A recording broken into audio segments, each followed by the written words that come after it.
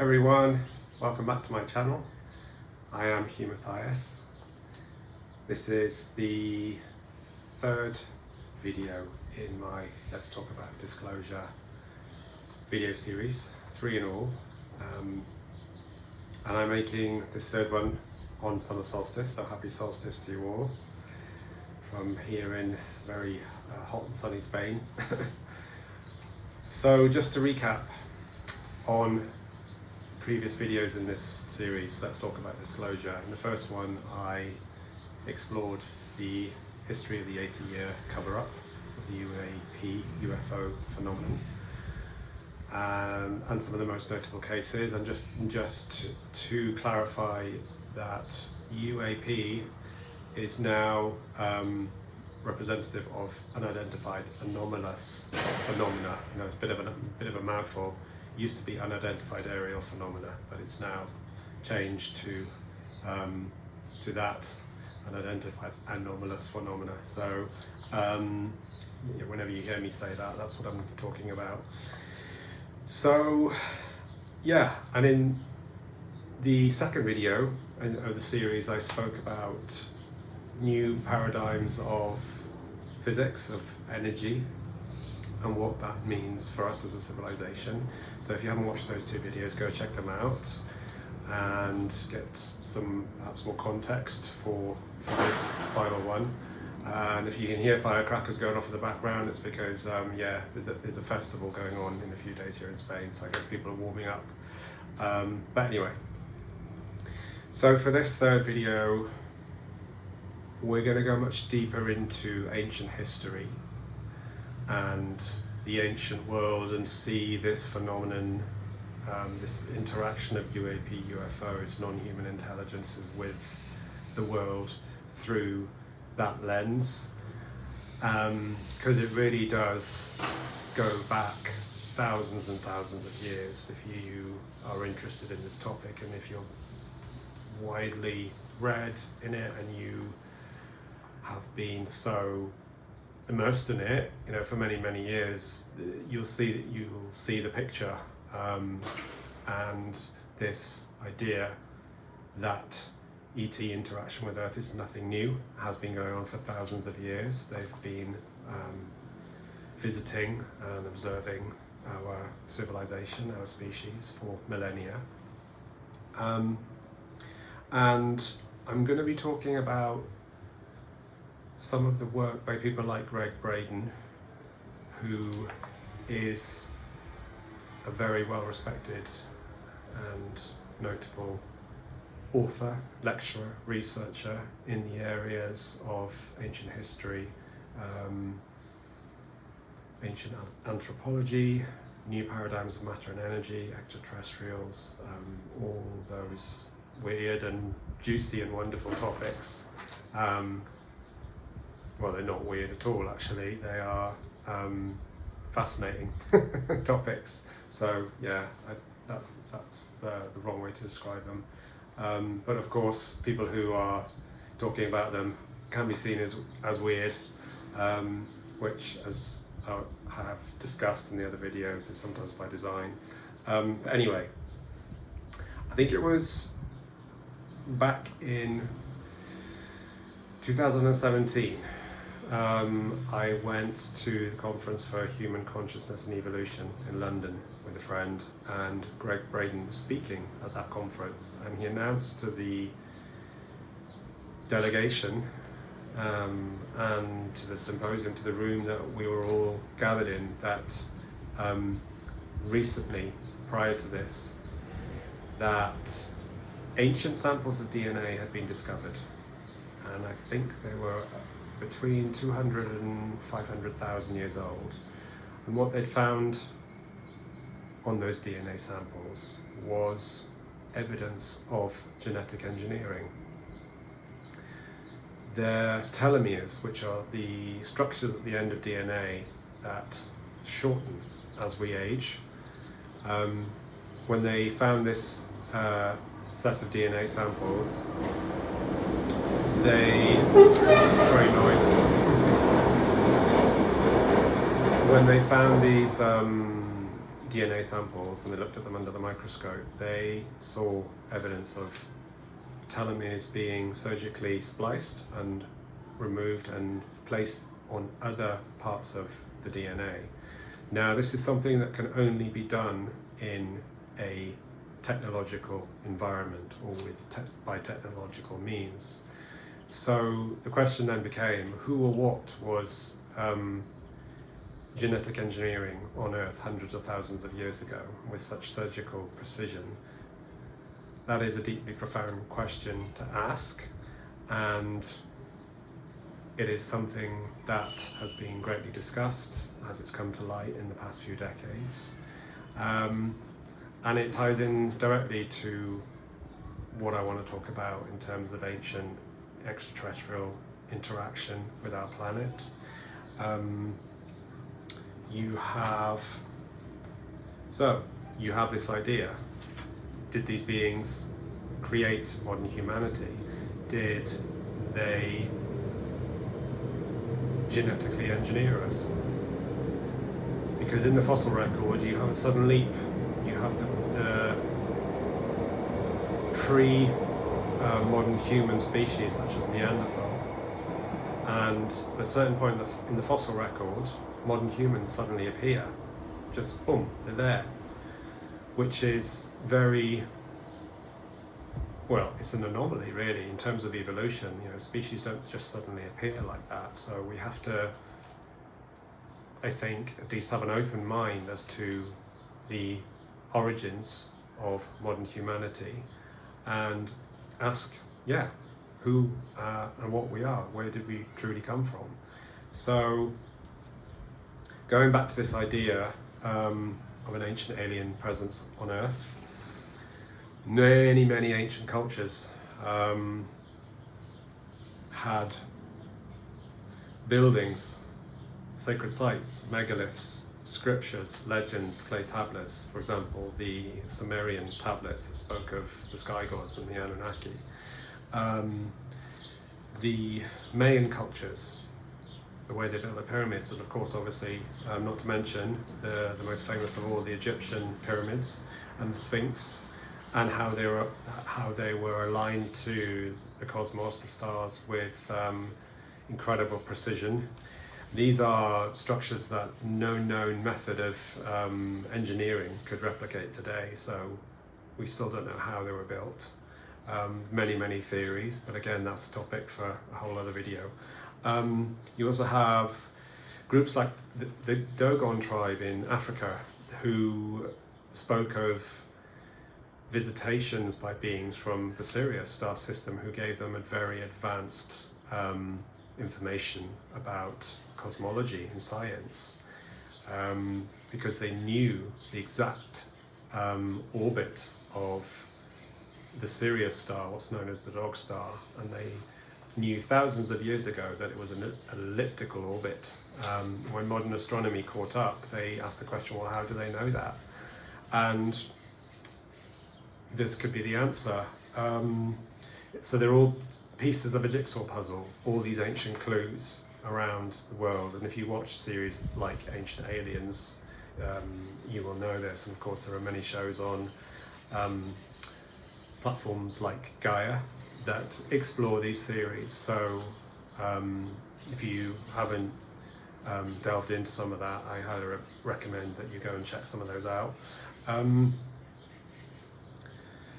So, like I said, many of these ancient cultures demonstrated advanced knowledge of cosmology, architecture, and consciousness as well.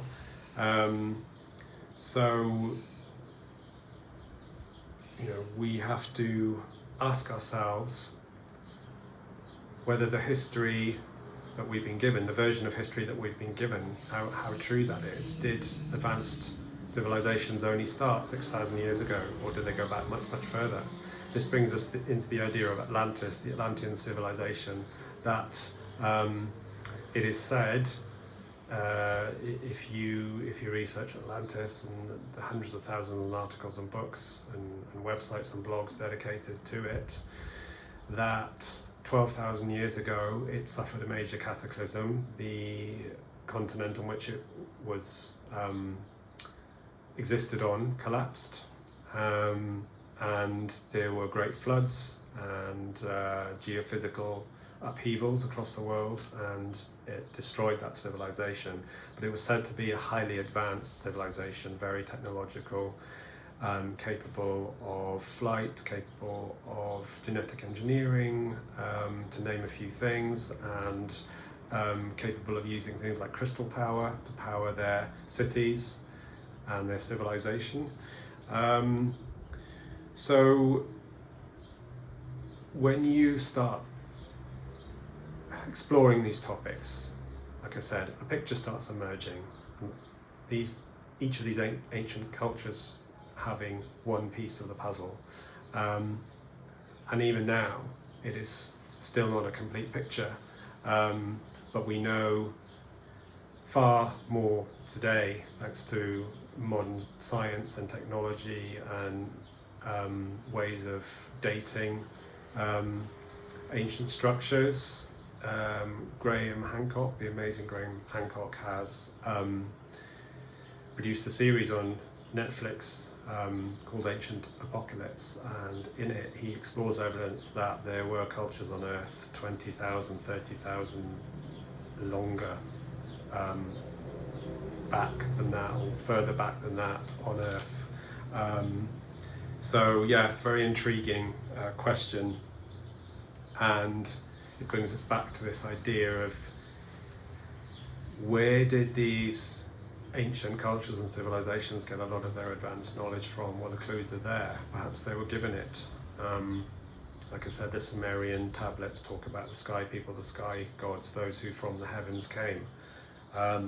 And throughout Egyptian history as well, you have references to star beings and interactions with beings from, again, Sirius, for example, Lyra, the Pleiades.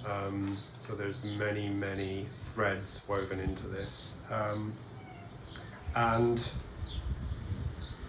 yeah, again, this alignment with the stars, all this ancient knowledge, seem to have a very advanced knowledge of the universe.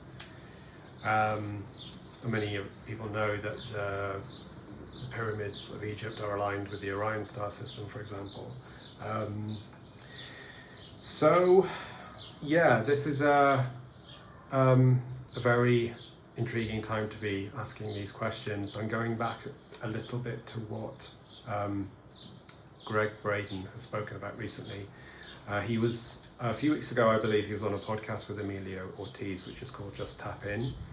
And it was a very amazing podcast because he spoke about the Nag Hammadi scrolls. And these were scrolls that were found in 1945, I believe it was, or 47, but I think it was 45. A young boy by the Red Sea was walking along one day, and he saw an earthenware pot sticking out some of these rocks.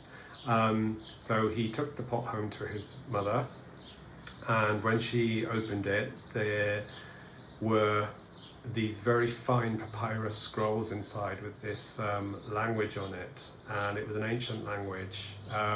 Could have been cuneiform, but it was from the Gnostic sect of pre-Christianity. And at the time, the mother, the family, didn't know what these scrolls represented, so she actually used some of them for fuel for the fire. And by the time the authorities were notified of the fact that this boy had found this earthenware pot, and they came and took these scrolls into their possession, they didn't know how many of them had already been destroyed by that point. Hopefully not too many, but that's the story.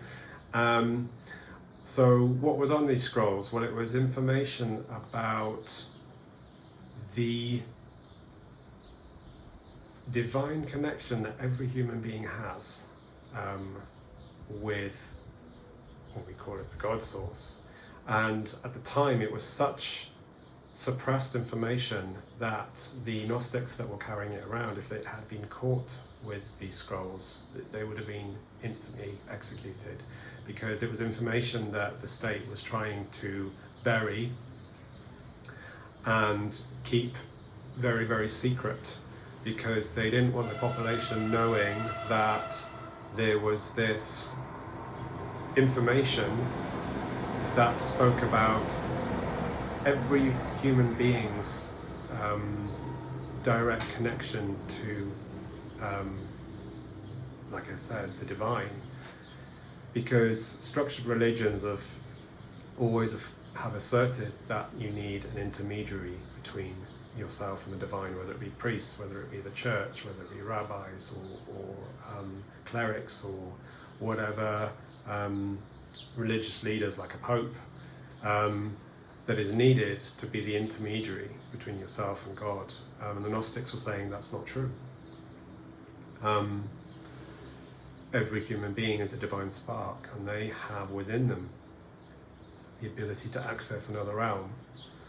And this information has been so heavily suppressed throughout the last 4,000 to 5,000, 6,000 years. The Nag Hammadi scrolls were speaking about this exact, sorry, glass case fell down there, this exact thing.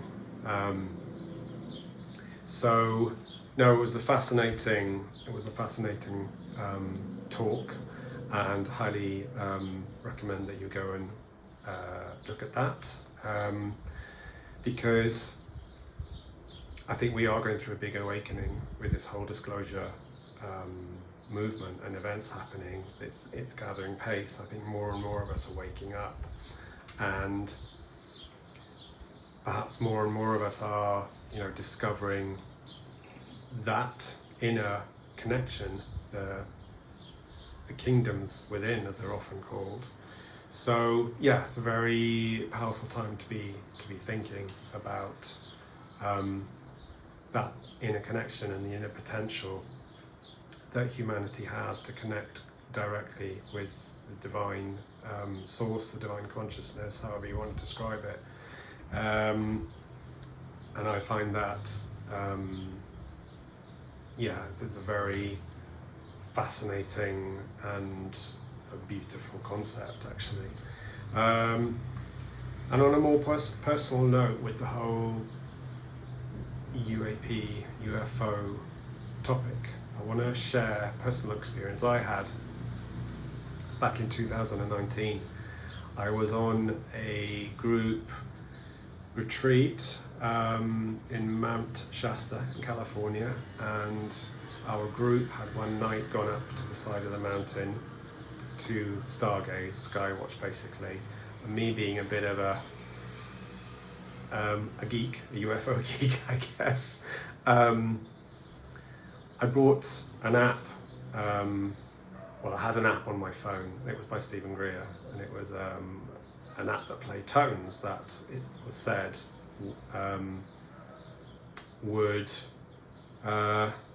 could act as a communication frequency or channel to any other intelligences that might be nearby. And I thought, what the heck, I'll give it a whirl. So earlier in the evening I played some of the tones with quite a few in the group laughing at me, going, "What are you doing?" And I said, "Oh, I'm just playing these tones to see what happens." But anyway, later that night, after the sun had gone down, we were looking at the stars, because we got up there early evening. So we watched the sunset, and obviously all the stars were out. And all of a sudden, off to our left appeared a light, bright light, quite close. And at first, we thought it might be a helicopter with a spotlight on it, but there was no sound, and it moved from right to left across the sky in front of us, and then it just disappeared. It just, like someone switching a light bulb off, it just went boom. And that was quite a surreal experience, because there was, like I said, literally no sound with it, and its movement was very steady, moving across the sky right in front of us. So I don't know whether that was because of the tones I played. You never know. Or if something came out to investigate. But Shasta is a very powerful hotspot for paranormal UFO activity sightings. Had some other experiences while we were there, where we were out doing some meditation in the woods that were highly unusual. But again, I'll probably talk about those in another video. But suffice to say, I did feel a presence and kind of saw a presence in my mind's eye when we were out there. But anyway, okay, so all of this as well is kind of leading into this whole question of human consciousness. What is the nature of our consciousness? Does it survive our physical lives? You know, at the end of our human life cycles, does our consciousness survive intact? And there's now a huge amount of evidence to suggest that it does. I've recently been reading a book about the science of plasma, and found out that 99.9% of our universe is plasma, which is like an ionized gas. It manifests sometimes in the form of ball lightning. If you see ball lightning, that's a ball of plasma. And they think that it displays sometimes the characteristics of having intelligence, organized intelligence. So again, this is an expanding field of study, but it's a fascinating one. So physical matter, we are physical matter obviously, so is the planet, stars, galaxies, asteroids, it's all physical matter. So that is actually an anomaly. Most of the universe, like I said, is 99.9% plasma. And we are therefore the rarity. And my sense is that we have a physical body and we have a plasma body. And it's the plasma body that survives physical death. Where all our experiences whilst we're in a physical body are recorded into. And this could be called the soul. And if you research things like NDEs, millions of people around the world have had them, and the patterns are remarkably consistent. They, for example, perhaps maybe have been in an accident, they're in the hospital emergency room, they're being worked on, suddenly they find that they're looking down at their body from above. And whilst they are there, their physical body is there on the operating table, they are having these incredibly lucid, powerful, profound experiences, often saying that they've travelled into another dimension, they've met with deceased relatives or spirit guides, they've come back because it's time, I meant to say they've been told it's not their time to come back to the spirit realm, so they're being sent back to Earth, and they very often come back with a profoundly changed worldview and beliefs, sometimes new abilities.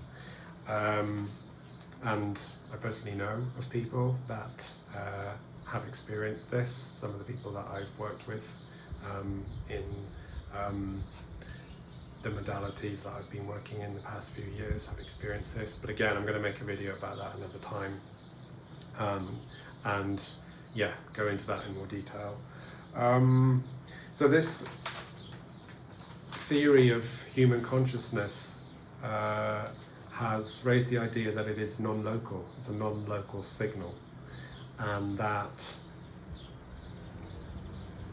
we have access to this vast field of information if we choose to tap into it. If you watch podcasts or listen to podcasts such as the telepathy tapes on YouTube, it's now one of the top podcasts in the world, and it explores this idea of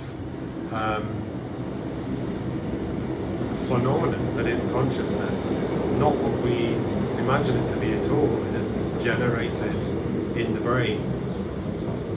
It is, like I said, a non-local field of information, like a signal. And I've spoken about this in one of my previous videos. I believe the first video on my channel, I spoke about this nature of consciousness. So if you want to find out more about that, go check that video out.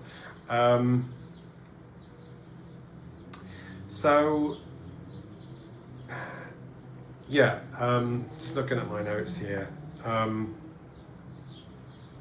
So yeah, we find ourselves in this unprecedented moment of profound change on our planet. We really, really do. And all of this disclosure evidence, it does feel like it's leading up to singularity. But I think the information that's coming out, as I've said in the previous videos, is the tip of the iceberg. There is so much more to this. And also, if you have read, for example, some of the David Icke material, he's been talking about the fact, like now for about 30 years, he's been speaking about the fact that there are non-human intelligences running this world from the astral realm, from the fourth dimension, and these are beings who do not have our best interests at heart in so many ways. And they are controlling society, manipulating society for their own benefit, harvesting our consciousness and our energy. But again, that's a whole massive arena to be exploring in and of itself. And I've mentioned David's books in previous videos. His most notable recently are The Trap, The Dream, and he's also, or The Reveal, and he's also written one recently called The Roadmap. So yeah, if you want to delve into those topics, then yeah, go check those out.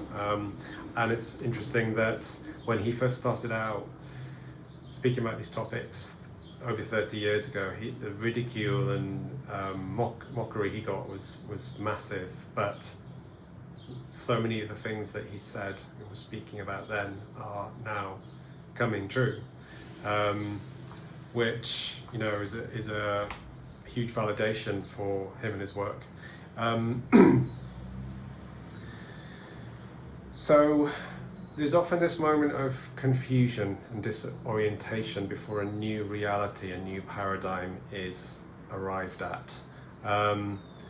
Back in the day, you had Copernicus saying that the Earth revolved around the Sun instead of the opposite, the Sun revolving around the Earth, and he was hugely mocked, persecuted, and ridiculed for that view, until eventually they had to admit it was truth. So yeah, it's this new paradigm has to go through stages of being arrived at, and I think we're on the cusp of so many new paradigms of consciousness and biology, non-human biology, our place in the universe, our understanding of reality, how reality functions, how our consciousness functions. I think in the next few years there's going to be a profound shift in how we see and view these topics, and we're just on that threshold moment now, I believe, which is why I'm making these videos, because I think there's a hunger for this kind of information. People who are coming to it new are looking for ways to navigate it and find out more about it, and my hope is that, you know, by making these videos it can help some of you with that process. Like I said, just always take what resonates, run it through your own filter, run it through your own heart-brain coherence, and decide what's true for you, what isn't, and reject anything that isn't, including this video if it doesn't resonate. There's also at this time this exponential explosion in the understanding that our consciousness creates reality, that we are creators, that it is our frequency, our base frequency, and how that's interacting with the universal field is that creates reality. And many of us have been creating by default because we don't know our own power. We don't know how powerful we are. We're actually creator beings, creator gods. That's why, and again, I've spoken about this in another video, why the industries of the world spend billions and trillions on capturing our attention in this digital age, social media, mass media, entertainment. Why they spend so much money trying to do that is because I believe they don't want us going in. They don't want us taking that journey inward and discovering the kingdoms and the realms that are within us and the power that we have within us to change the world, to shape realities. They are using our consciousness for their own benefit. They are directing and harvesting our consciousness to create the world that they want. But I believe it's time for us to start taking that power back and going within and asking deeper questions and making it our mission to reconnect with our own sovereignty. I think there's never been a more important moment in history for us to be doing that, especially now with these new realities about to unfold before us. We're going to really have to walk that path of discernment in the coming months and years. I think that's going to be hugely important. So going back to what Greg Braden said, this idea that there is something within us that is more powerful than we can possibly imagine. And I wonder if what these non-human intelligences are really here to study and to look at and to learn more about constantly is us. I think we are an incredibly unique and special species on this planet. We have the ability to feel a vast range of emotions and the ability to experience consciousness through our heart centers, our emotions, and many of these other races, they don't have the ability to do that.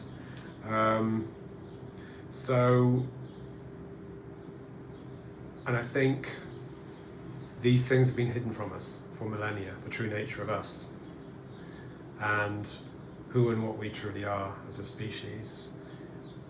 And that leads me to say that we could be the biggest revelation of all.